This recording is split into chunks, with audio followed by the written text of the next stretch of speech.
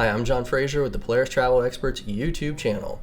Welcome to this 360 video where we take you along as we visit the Temple of Luxor in Luxor, Egypt. This is meant to be a companion video to our 5-minute review of our Egypt tour through the tour company Exoticca. We are creating these videos of the specific places we stopped to provide more in-depth information about the tour and because 360 videos are kind of cool.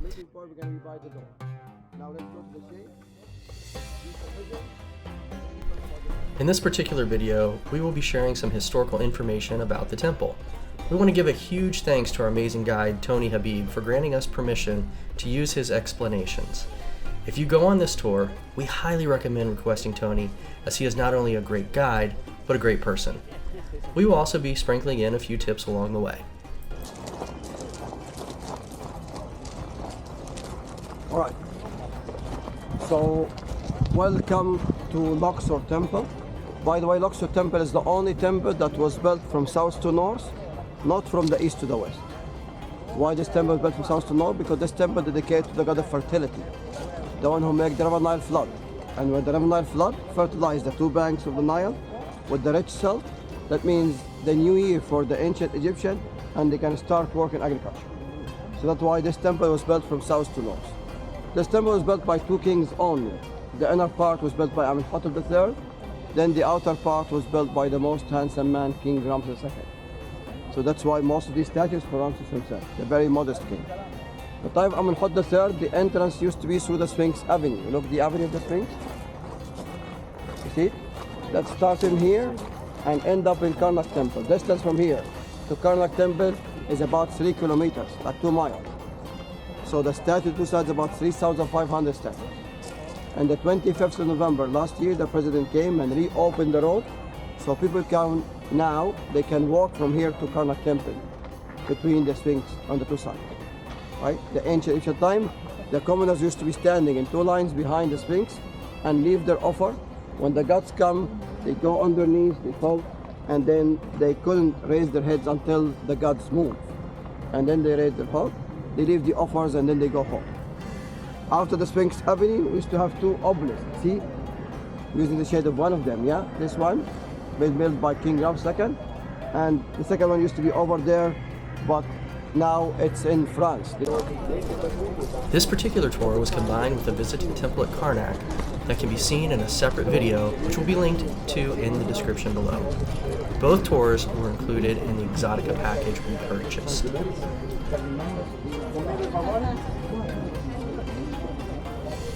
Our first tip is about the weather.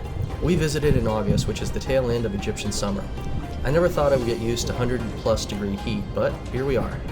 We averaged about 110 degrees on the days we were there, topping out at 114. Needless to say, this is the low tourism season.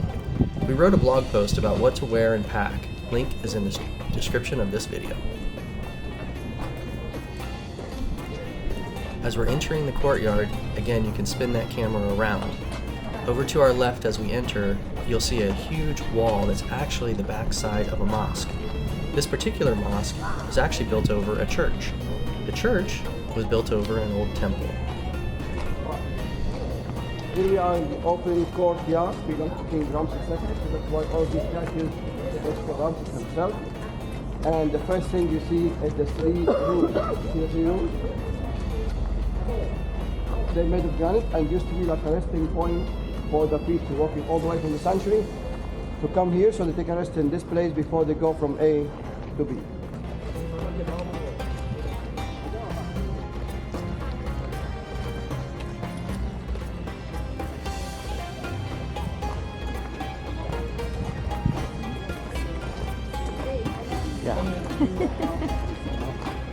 If you look, this is the last part be built by King Ramses II. So we can see King Ramses sitting at the throne. On the side of the throne we can see unusual figure. It's a figure for a man. You see he got a beard, but he got breast as well, you see? So that's a hermaphrodite, male and female, a man and a woman. So who this figure for? That's belong to God Hapi, H-A-P-I. God Hapi is the River Nile god. The ancient Egyptians always considered the River Nile to be the father and the mother of Egypt. That's why they count him as a hermaphrodite, like male and female. What God Hapi is doing, he's knotting, you see the knot? The 2 flowers. Lotus, which is Upper Egypt, where we are now. Papyrus, Lower Egypt. That means the country is united by the River Nile, as well as King Ramses kept the country united.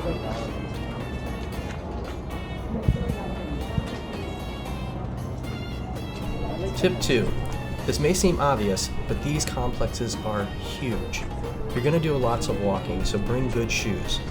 Also, bring water with you, as there are not a lot of places to pick it up along the way. They do have water and cokes for you to purchase on the bus in between sites, which was really nice, but you may want some additional. The price on the bus was very reasonable. I think it was like $1. If we look at these pillars here, they are the same. The one belongs to Hatshepsut in front, because they belong to the same family. But these been built by a man, so it's sandstone. By the way, the sandstone quarry is not in Luxor. Sandstone quarry is in Edfu. Edfu is about 120 kilometers to the south. And the blocks used to be brought by the flood, by the way. So they used to work here all the time. So here we have like 64 pillars being built by Amenhotep III. And used to be calling this place is the festival court, because it never been covered by a roof. So it always the festival, all the ceremonies being done in here. And that's the last part that the commoners are allowed to come through. They're not allowed to go further in, because from there we used to have a roof. So it's just for the priest and the high priest. While they're excavating in here, they found about 22 statues belong to Middle Kingdom, 700 years before this part was built. So that's why some people saying that Karnak Temple and Luxor Temple, through Old and Middle Kingdom, used to be one temple. That's why they had the Sphinx Avenue between both of them. And then the New Kingdom, they add more of the Sphinx. Right? Now, let's go this way.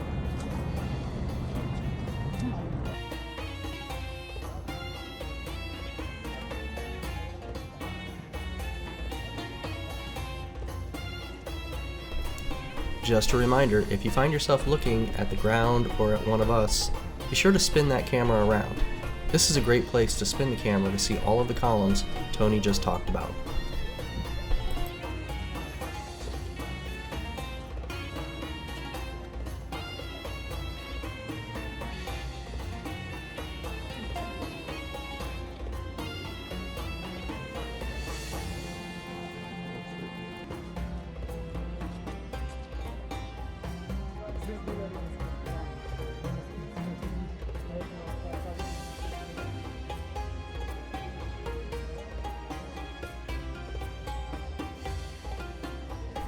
As we make our way into the temple, you can spin your camera around and see carvings on the walls and the ceiling.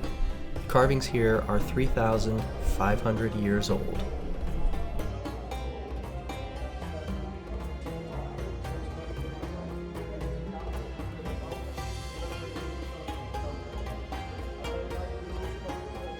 So to the left is a statue of Tutankhamun and his bride.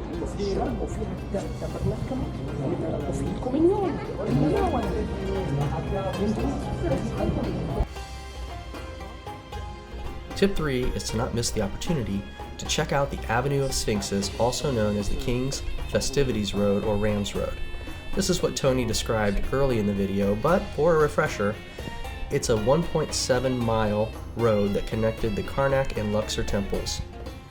The avenue is thought to date back 5,000 years and was likely initiated by Pharaoh Amenhotep III around 1386 to 1349 BC. It was completed around 2,400 years ago during the reign of King Nectanebo I, who may have restored or replaced earlier sphinxes. If you visit, take a stroll, or spin your camera as we walk along, checking out some of the ram-headed and human-headed sphinxes.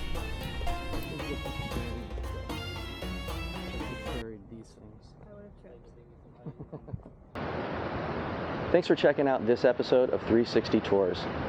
If we've inspired you to travel and you're not already working with a travel advisor, consider giving our team of travel professionals an opportunity to help you plan your next great adventure. If you like our videos, give us a like down below. We love to see your comments, and make sure to subscribe so you can stay up to date with all the latest content. Until we see you again, travel and be well.